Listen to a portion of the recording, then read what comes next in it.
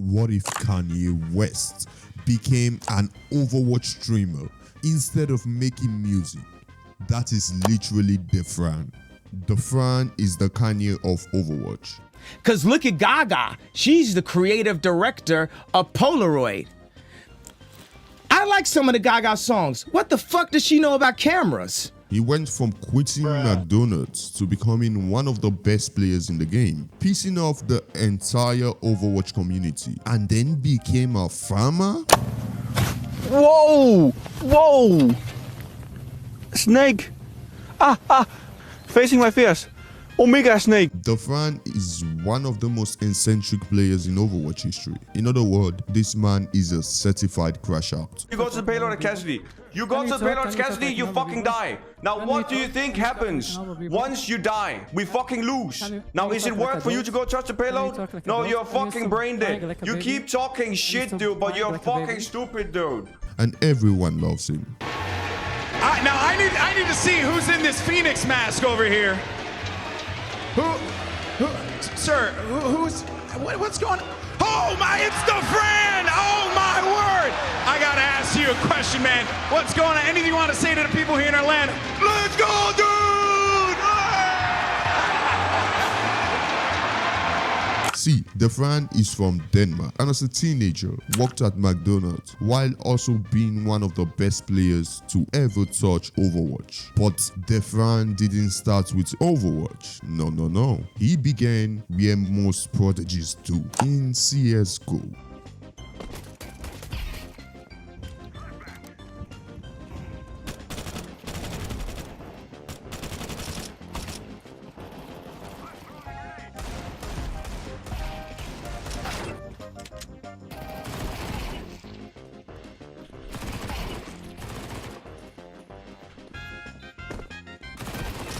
Think. Diffuse. His aim was so good, he ended up playing with Clutch God 6, who banned him because he thought Dafran was cheating. While all this was happening, Dafran was also trying to kickstart his rap career, something the world misses very much. We don't do that here. Everything changed for Dafran when he picked up Overwatch, because for better or worse, his life would never be the same. Haha! They're coming main, right? It's main. What about you, Reinhardt? Zen, what the fuck? Come on, get him! Yeah! Good point. There's a monkey behind. Go after the point!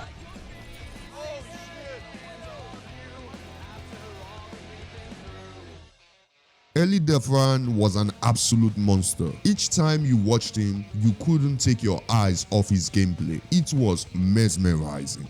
Dafran was quickly scouted by Selfless Gaming, where he joined a roster with all the players living together in the same house in Atlanta. Things seemed to be going amazing. He had just joined a solid team, which included one of the most popular players at the time, future Overwatch League MVP Jeff, also known as Emong, and they were glorious, destroying every team they faced. So much so that one of their main strategies was spawn camping. Racer made it out. We can't let him get out. Okay, good. Alright, I'm still watching over here.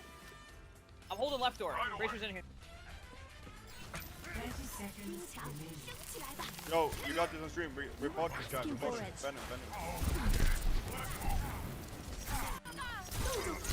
Problems started on May 25, 2017, when Dafran showed us a glimpse of the type of crash out he is. He didn't care that he was on a team with Dante, SQC, and Gingerbob. He proceeded to use his ult in spawn and jumped off the map during an official tournament. In Dafran? What? Wait, where did that happen? In spawn? What? Fat fingered? Or maybe he's just using it to get out there faster? I don't know. Why is he not with his team? Dafran? That means the map is over, by the way. Dafran has given up. Dafran's given up.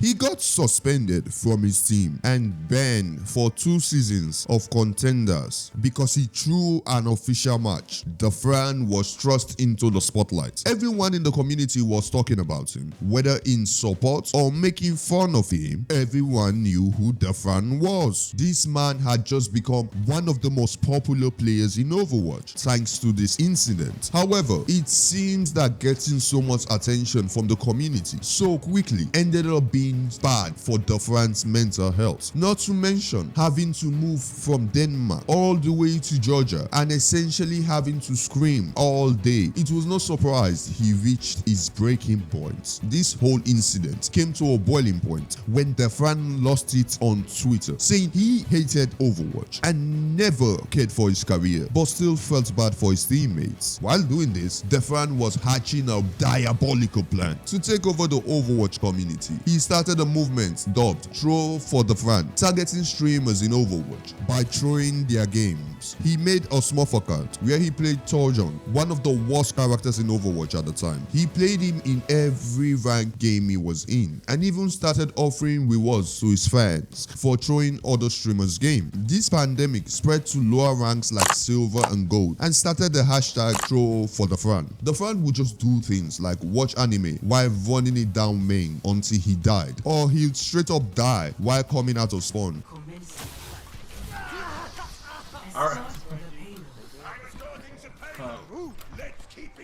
Fucking Dafran, dude. If you're enjoying this video, hit that like button and also hype the video. Seriously, it makes a huge difference for the channel. Thank you very much. Now back to the video, guys. If he wasn't streaming anime in the background while playing, he was watching hentai, which Twitch wasn't a fan of, leading to yet another ban. You'd soon start to see a pattern with Dafran. Being banned became a recurring theme. At this time, he was also banned from Overwatch after the throwing incident, which caused him to quit the game for a year. He eventually came back to streaming though, this time taking it even more seriously. Dafran was a new man. He had definitely changed.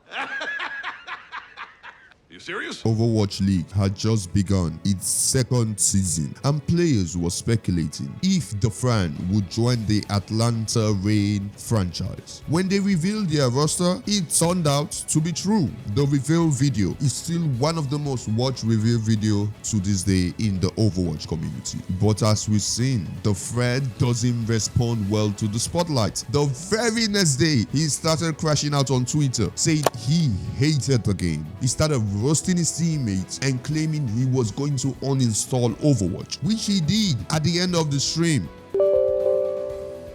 We did it, boys. He did end up reinstalling it though, just after 1 day, and started apologizing, saying he would do better, but he continued throwing on stream, and whenever he got called out for it, he always had an excuse. Dafran, you're the 2nd Danish cuck to throw my games today. What? I'm not throwing. Shut up.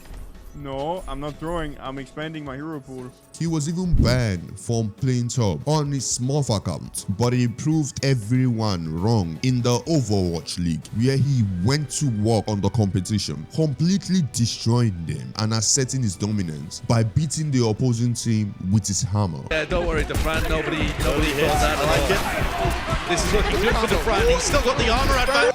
Trans thrown in here as well, and Dafran in the meantime will eliminate Zephyr. Still looking good here for Atlanta despite Florida's best efforts. It's looking great here. The turret sometimes can just serve as a distraction because you have to deal with it. Dafran uses the ability to get in there. He's got Soundberry up on him, just looking for more targets, but he's out of people to eliminate. Players often forget Dafran was an absolute demon in the beginning of the Overwatch League, especially after hitting that infamous grab clip. I want to do it. I want to do it. Okay, let's go. Come on. We're gonna do the meme grab. We're gonna do the meme grab. Meme grab. What is this? What are they doing right now? 3, 2, 1, go. That is a really... You get over the roof there? Oh my. Oh my, what a play, what a grab! Tosses in the grab, they're gonna make it work! Did they see it on? Atlanta Reign breaking through that in the most stylish way I've ever seen. He was also just a genuinely funny guy, and players really started loving him. But he ended up quitting because the pressure was too much for him, returning to content creation, where he was instantly banned for insulting a teammate in rank. He soon became Overwatch's most popular streamer, but wanted to try other games, leading him to explore titles like Realm Royale, Valorant, and even Rust. But my man still got banned on Valorant for talking shit to a teammate. Trash Overwatch League player who had to retire because he's dog shit, and then he comes to Valorant and he's dog shit there too. He has to use excuses like, oh, I gotta eat dinner, and then oh, you came too late because I have to go eat dinner. Oh, but in reality I'm just being a bitch, and I don't want to play against you because I'm scared to lose. One constant remained though: Dafran was God's choosing in any game he touched. It was almost a canon event for Dafran to be crazy good at everything he played. He was the Kanye of the gaming world, because when Keemstar donated money to Dafran on stream, he straight up banned Keemstar. I guess it should be appropriate to ban Keemstar. Let's ban him. He's been a piece of shit. Yeah, listen. Keemstar's a piece of shit. Let's be honest. Let's ban him, dude. Let's fucking ban him. Ban him. Get him out of here. This caused Keemstar to put a bounty on Dafran, which everyone ignored, and it was never collected. At this point, Dafran was on top of the world, picking out 17,000 viewers as a full-time content creator. But the worst was yet to come. In 2021, the ex-girlfriend of Sinantra, a good friend and old teammate of Dafran, accused Sinantra of assaulting her. She even filed a case against him, which she later dropped due to the toll it took on her mental health. Overwatch and Valorant opened investigations into Sinantra, but found nothing. However, the Overwatch community was already extremely upset because Blizzard removed Sinantra's skin. This led players to feel that Blizzard was being too harsh, especially when nothing was proven. Others felt the investigations were poorly conducted and that the teams should have dug deeper. This incident divided the Overwatch community so much that you can still see the fallout by looking at Reddit. Dafran, being a close friend of Sinantra, defended him, but people turned on Dafran almost immediately. This even affected him in real life because just 3 hours after signing his contract with Atlanta Ray, they dropped him. This caused Dafran to rethink his ways. He decided he needed a change, so he became a farmer. Does it fit? Kinda fits.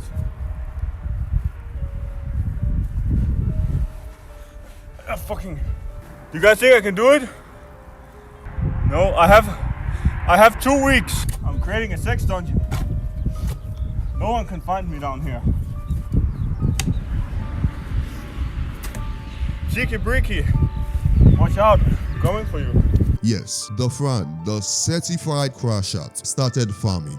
This has to have been one of the craziest things to experience in real time. Imagine following your favorite Overwatch streamer only to wake up to a notification of him streaming after a long break, and you see Dafran building a farm. This man is absolutely insane. But soon he got bored with that and returned to streaming Overwatch again, which he then quit in 2024 to drive a forklift. I swear, this man just does anything. He also quit that after 2 weeks, saying it was too hard for him, and came back to streaming, only to leave in 2025 to become a dishwasher. My man was in his journey since ever. Now, he's back to streaming, but he's probably looking for his next job. This guy is trying to become Larry from The Amazing World of Gumball. Soon after he returned to the streaming world, Dafran started crashing out on Twitter for no reason. I swear, I told you guys, this guy is the Kanye of Overwatch. First off, he refused to refer to Venture using our in-game pronouns. Then he got into a fight with streamer SK. It's crazy that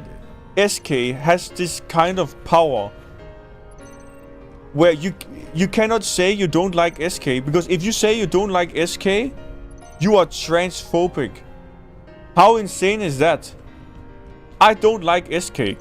And that's fair. Why do I need to like everybody? He even made a list of likes and dislikes for Overwatch creators / streamers. Most streamers didn't really like this, and even though he ended up apologizing and deleted the VOD and tweets, the damage was already done. He now claims to be totally reformed and is focused on positivity, saying he's trying to change the Overwatch community for the better. I think the clone bro. At the end of the day, this man was a generational talent, just like Kanye West, but in the Overwatch scene. Just like Kanye though, he lets the intrusive thoughts win. I really hope things start going better for him. He doesn't seem to be a bad guy. What do you guys think? Subscribe.